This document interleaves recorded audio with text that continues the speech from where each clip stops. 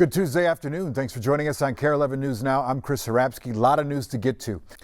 Today, local police leadership, including St. Paul Chief Axel Henry, Hennepin County Sheriff DeWanna Witt, Brooklyn Park Chief Mark Bruley, all speaking out about their concerns about ICE in Minnesota right now and their interactions with local law enforcement.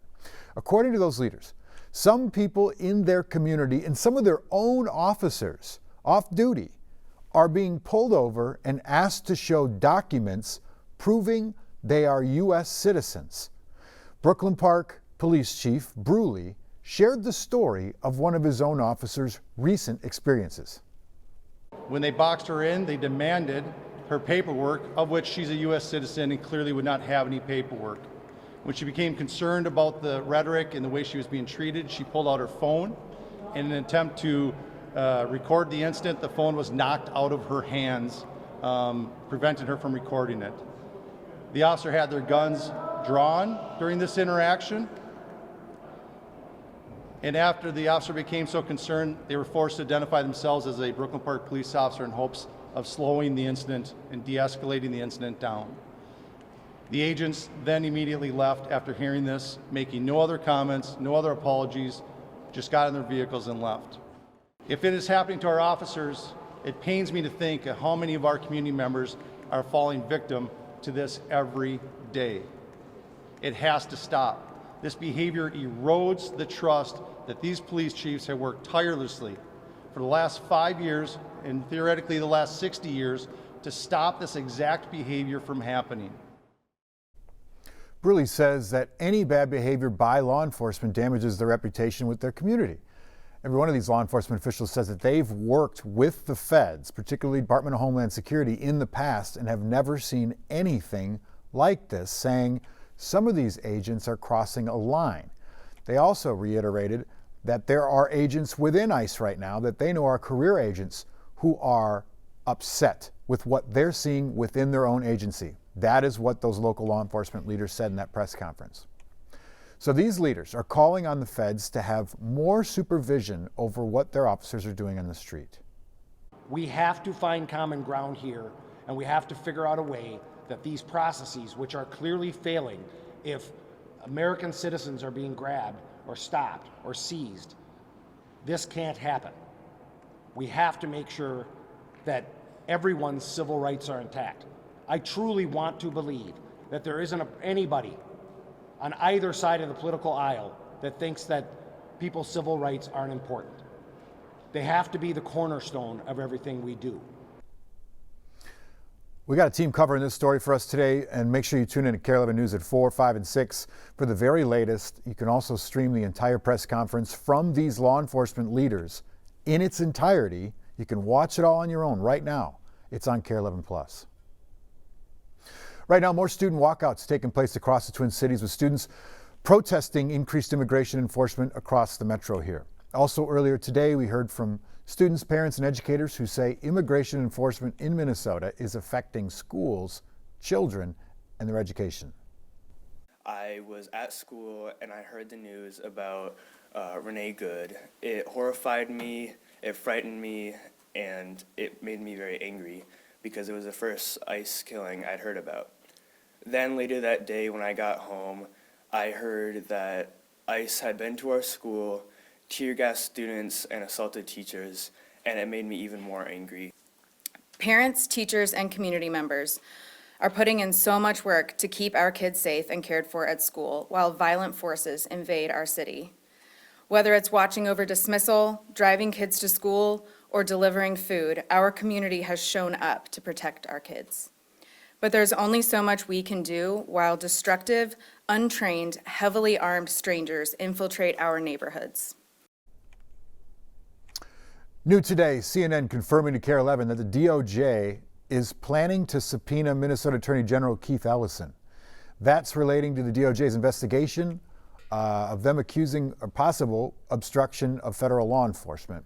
And this comes a week after sources told NBC News that the DOJ is investigating Governor Tim Walz and Minneapolis Mayor Jacob Frey, who have been vocal about their opposition to federal agents working in the state in excess. Both Walz and Frey are also expected to receive subpoenas. The federal government is pushing back this afternoon, calling Minnesota's lawsuit to stop Operation Metro Surge, quote, frivolous and absurd. Just 1 week after the state leaders asked a judge to shut the operation down. Now, in a response filed yesterday, federal attorneys argue Minnesota is invoking federalism in an unprecedented way, seeking what they describe as a state veto over a federal law enforcement operation. Also in their response, federal lawyers point directly to Minnesota's sanctuary policies, saying that laws in Minnesota, Minneapolis, and St. Paul have, quote, hindered the federal government's ability to enforce immigration laws in Minnesota, end quote. Minnesota now has until tomorrow to respond to the federal government in court. This afternoon, we're hearing from a combat war veteran about how he was treated when ICE detained him while he was observing an arrest. This happened in South Minneapolis near 34th and Park Street. This is on January 13th, a week ago, not far from where Renee Good was shot and killed by an ICE agent. Morgan Wolf shares his experience and the response from the Department of Homeland Security. They were bringing out those two young boys that, were on the video. And then the ICE agents were moving down the sidewalk, shoving people and telling them to get off the sidewalk. They shoved me and I didn't move out of the way fast enough. Within moments, William Verme was in handcuffs after he says that he was observing an ICE arrest on a Minneapolis sidewalk. He's an Army veteran serving in the Iraq War. He was awarded a Purple Heart and was wounded overseas. He never imagined that he would be tackled to the ground by United States federal agents. You can see here in this video that he shared with us. Tried to keep on my feet, and then eventually somebody grabbed one of my legs, and then I went over and they all toppled on top of me and got me in cuffs. Once inside the detention center, he says that he repeatedly asked for a phone call but never got one in the 8 hours that he was there. They did offer bathroom breaks and water breaks, and I did ask for a Band-Aid and they gave it to me. But, other than that, it wasn't, I'd rather have a lawyer than a Band-Aid, I think, when I'm being detained. His family did get him an attorney, John Chitwood. They were the ones that came at him for peacefully protesting. Chitwood said that he went to the Whipple building and waited hours to speak with Will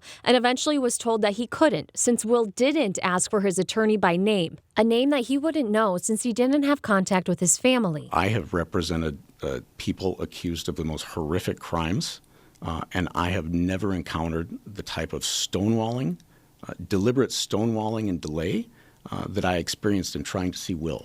This is what Will looked like after he was released. He is a combat wounded Iraq war vet. And if someone who has honorably served their country is treated this way by the federal government, by these ICE agents, then how are they treating other people? It's shameful. It is un-American to the core. Morgan Wolf reporting there. We received a statement from the Department of Homeland Security. They didn't address Will's detainment, but said any claims of subprime conditions at ICE facilities are false. Adding, quote, all detainees are provided with proper meals, medical treatment, and have opportunities to communicate with their family members and lawyers, ensuring the safety, security, and well-being of individuals is in our custody is a top priority at ICE. Excuse me. Happening right now, if you need to bundle up, if you're going anywhere today, because it is dangerously cold out there. Temperatures, some of them double digits below zero, settling in across Minnesota. Some of us could even see a few flakes today as well. We'll check in with the weather team in just a little bit here. Developing today, European leaders are planning to hold an emergency summit this week to decide how to respond to U.S. tariffs. President Trump is imposing the 10% tariff on 8 countries and close allies starting February 1st. According to Trump, those countries are standing in his way of taking control of Greenland. I don't think they're going to push back too much. Look, we have to have it. They have to have this done. They can't protect it. Trump is also responding to Norway's prime minister, who he says reached out about Greenland, replying in part, quote, considering your country decided not to give me the Nobel Peace Prize for having stopped 8 wars plus, I no longer feel an obligation to think purely of peace, end quote. Norway's leader pointed out the Nobel Committee selects the winners, not the Norwegian government. Please stick with us. We have more news and weather. It's coming up after the break.